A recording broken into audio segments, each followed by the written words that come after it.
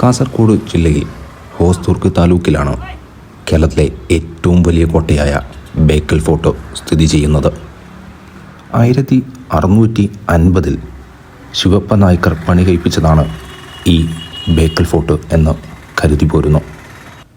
Indian പൗരന്മാർക്ക് 25 രൂപയാണ് പ്രവേശന ഫീസ്. 4/3 വെള്ളത്താൽ ചുറ്റപ്പെട്ട് കിടക്കുന്ന ഈ ഒരു കോട്ടയ്ക്ക് പ്രവേശനമായി കാണുന്ന ഈ ഒരു പ്രദേശത്തിനും പ്രത്യേകതയുണ്ട്. മുന്നിൽ കാണുന്ന കിടങ്ങുകളിൽ വെള്ളം നിറച്ച് മുതലകളെ വളർത്തുമായിരുന്നു എന്ന് പറയപ്പെടുന്നു. തദ്ദേശീയമായ വാസ്തുവിദ്യയിൽ ചെങ്കല്ലിൽ പണി കഴിപ്പിച്ചതാണ് ഈ കോട്ട. അതുകൊണ്ട് തന്നെ കേരളത്തിലെ മറ്റുള്ള കോട്ടകളിൽ നിന്നും വളരെ വ്യത്യസ്തനാണ് ഇവൻ. മുന്നിൽ കാണുന്നത് ആഞ്ജനേയ ക്ഷേത്രമാണ്. ടിപ്പു നിർമ്മിച്ച ഒരു മുസ്ലിം പള്ളിയും തൊട്ടടുത്ത് തന്നെയുണ്ട്. നമ്മൾ മുന്നോട്ട് പോവുകയാണ്. ഇവിടെ നമ്മുടെ ടിക്കറ്റുകൾ കാണിച്ചു കൊടുക്കേണ്ടതായിട്ടുണ്ട്. ബേക്കൽ കോട്ട ഒരിക്കലും ഒരു ഭരണസിരാ കേന്ദ്രമായിരുന്നില്ല. സൈനിക താവളമായിരുന്നു ഇവിടം. കോട്ടക്കകത്ത് ഒരിക്കലും നമുക്ക് മാളികയോ കൊട്ടാരങ്ങളോ കാണാൻ സാധിക്കില്ല.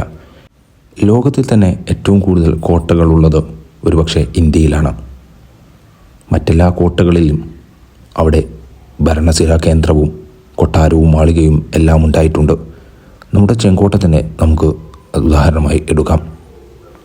ദർബാർ ഹാൾ, വാച്ച് ടവർ, ജലസംഭരണികൾ, തുരങ്കം, വെടിക്കോപ്പുശാലകൾ, 15 കൊത്തളകൾ, ഇതെല്ലാം ഉൾപ്പെടുന്ന 40 ഏക്കറിലോളം സ്ഥലത്ത് വിസ്തൃതമായി കിടക്കുകയാണ് ബേക്കൽ ഫോർട്ട്. ശത്രുവിൻ്റെ ആക്രമണം ചെറുക്കാനും കൃത്യമായി തിരിച്ചടികൾ നൽകാനും പോന്നതായിരുന്നു ബേക്കൽ ഫോർട്ട്. അതിൻ്റെ രൂപഘടന അതിന് അനുയോജ്യമാണ്. 3 ഭാഗങ്ങളിലും കടലാണ്. കടലിലൂടെ വരുന്ന ഏതൊരു നീക്കത്തെയും ചെറുക്കാൻ ഫോർട്ടിൻ്റെ രൂപഘടന തന്നെ അനുയോജ്യമാണ്. വഴുവഴുപ്പുള്ള കല്ലുകളാൽ നിറഞ്ഞ ബീച്ചുകളാണ് ഇവിടെ. അതിമനോഹരമായ ബീച്ചുകളാണെങ്കിലും അപകടം പതിയിരിക്കുന്ന ഇവിടങ്ങളിലേക്ക് ആളുകളെ ഇറക്കാറില്ല, സന്ദർശകരെ ഒട്ടും. ഇവിടെ മരണം വരെ ഉണ്ടായിട്ടുണ്ടോ എന്ന് അറിയുമ്പോഴാണ് അതിൻ്റെ അപകടം നമ്മൾ മനസ്സിലാക്കുന്നത്. കോലത്ത് നാടായിരുന്നോ, അല്ലെങ്കിൽ വിജയനഗര സാമ്രാജ്യമായിരുന്നോ, അതുമല്ലെങ്കിൽ ഇക്കേരി നായക്കറായിരുന്നോ ഇത് ഉണ്ടാക്കിയത് എന്ന് ഒരു ചെറിയ തർക്കം ഇപ്പോഴുമുണ്ട്. എന്നിരുന്നാലും അതിന് കൃത്യമായ ഒരു ഘടന നൽകിയത് ശിവപ്പ നായ്ക്കറാണ് എന്ന് പറയാതെ വയ്യ. 15 വർഷത്തോളം എടുത്താണ് ഇത് നിർമ്മിച്ചതെന്ന് കരുതുന്നു. മാറി മാറി വന്ന് ഈ കോട്ട ഭരിച്ച ഭരണകർത്താക്കളെല്ലാം ഇതിൽ പുതുക്കിപ്പണികൾ ചെയ്തിട്ടുണ്ടാകും എന്ന് ഉറപ്പാണല്ലോ. അപ്പോൾ അതൊരു തർക്കമായി തന്നെ നിലകൊള്ളട്ടെ. 1760 ഹൈദരലി ഈ കോട്ട പിടിച്ചെടുക്കുന്നു. അദ്ദേഹത്തിൻ്റെ മരണശേഷം മകൻ ടിപ്പു സുൽത്താൻ ഈ കോട്ട ഭരിച്ചു. 1792 ബ്രിട്ടീഷുകാർ ഈ കോട്ട പിടിച്ചെടുക്കുന്നത് ശ്രീരംഗപട്ടണം ഉടമ്പടിയുമായി ബന്ധപ്പെട്ടതാണ്. 4ാം ആംഗ്ലോ മൈസൂർ യുദ്ധത്തിന് ശേഷമായിരുന്നു ഈ ഉടമ്പടി. അതിനുശേഷം ബോംബെ പ്രസിഡൻസിക്ക് കീഴിലായിരുന്നു ഈ പ്രദേശം. പല സിനിമകളിലും ഈ കോട്ട മുഖ്യ കഥാപാത്രമായിട്ടുണ്ട് എന്ന് പറയാം. ബോംബെ അതിന് ഉദാഹരണമാണ്. ഈ കാണുന്നത് ജലസംഭരണിയാണ്. ചരിച്ചു നിർമ്മിച്ചിരിക്കുന്ന സ്റ്റെപ്പുകൾ നമുക്ക് കാണാൻ സാധിക്കും. കുതിരകൾക്ക് ഇറങ്ങാനും ഉപയോഗിക്കാനുമൊക്കെ ആയിരുന്നു ഇത് ഇങ്ങനെ നിർമ്മിച്ചിരിക്കുന്നത് എന്ന് ചരിത്രകാരന്മാർ സാക്ഷ്യപ്പെടുത്തുന്നു. കാസർഗോഡിൻ്റെ പ്രത്യേക സാഹചര്യം നമ്മൾ ഇവിടെ കാണേണ്ടതായിട്ടുണ്ട്. ഇവിടങ്ങളിൽ ഇപ്പോഴും കിണറുകൾ കുഴിക്കുന്നത് ഇതുപോലെ ചെത്തി എടുത്ത ചെരിവുകളിലൂടെയാണ്.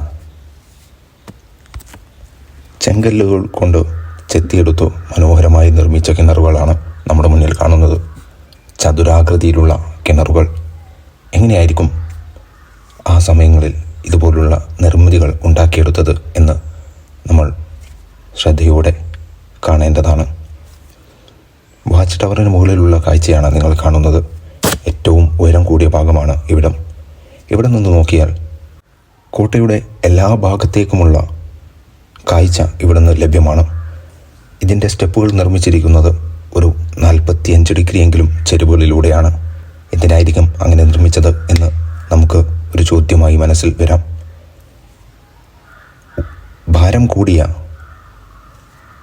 യുദ്ധോപകരണങ്ങൾ ഇവിടേക്ക് എത്തിക്കുക എന്ന ലക്ഷ്യമായിരുന്നു അത്. അനായാസം എത്തിക്കാൻ ഇത് അവരെ സഹായിച്ചിരിക്കും എന്ന കാര്യത്തിൽ ഒരു തർക്കവുമില്ല. ബേക്കൽ ഫോർട്ടിലേക്ക് അനായാസമായി നമുക്ക് എത്താവുന്ന ഒരു സ്ഥലമാണ്. തൊട്ടടുത്ത് 2 റെയിൽവേ സ്റ്റേഷനുകൾ തന്നെയുണ്ട്. കാഞ്ഞങ്ങാടും ബേക്കൽ ഫോർട്ടും. ഇവിടങ്ങളിൽ നിന്ന് ഓട്ടോ വിളിച്ച് നമുക്ക് ഇവിടേക്ക് എത്താവുന്നതാണ്. തൊട്ടടുത്ത് തന്നെയാണ് പള്ളിക്കര ബീച്ച് സ്ഥിതി ചെയ്യുന്നത്. അവിടെ നിന്ന് ഒരു പൊട്ടായി നമുക്ക് ഈ ബേക്കൽ ഫോർട്ടിനെ കാണാൻ സാധിക്കും. അത് മറ്റൊരു ദൃശ്യാനുഭവമാണ്. അവിടെ തൊട്ടടുത്ത് ഒരു പാർക്ക് നിലവിൽ വന്നിരിക്കുന്നതായിട്ടും നമുക്ക് കാണാൻ സാധിക്കും. ഫ്ലൈറ്റ് മാർഗമാണ് നിങ്ങൾ ഇവിടേക്ക് എത്താൻ ശ്രമിക്കുന്നത് എങ്കിൽ കണ്ണൂർ വിമാനത്താവളം മികച്ച ഒരു പിന്തുണ നൽകും. നിങ്ങൾ ചരിത്രം ഇഷ്ടപ്പെടുന്നവരാണോ? ചരിത്ര സ്മാരകങ്ങൾ കാണാൻ താല്പര്യമുള്ളവരാണോ? എങ്കിൽ നിങ്ങളോടൊരു നിർദ്ദേശമുണ്ട്. നിങ്ങൾ പോകുന്നതിന് മുമ്പ് അവിടുത്തെ ചരിത്രം ഒന്നറിഞ്ഞു പോവുക. അതിമനോഹരമായ കാഴ്ച നിങ്ങളിലേക്ക് പകുത്തു തരാൻ അതിന് സാധിക്കും എന്ന കാര്യത്തിൽ യാതൊരു തർക്കവുമില്ല. ബേക്കൽ ഫോർട്ടിൽ നിന്നും വീണ്ടും കാണാം.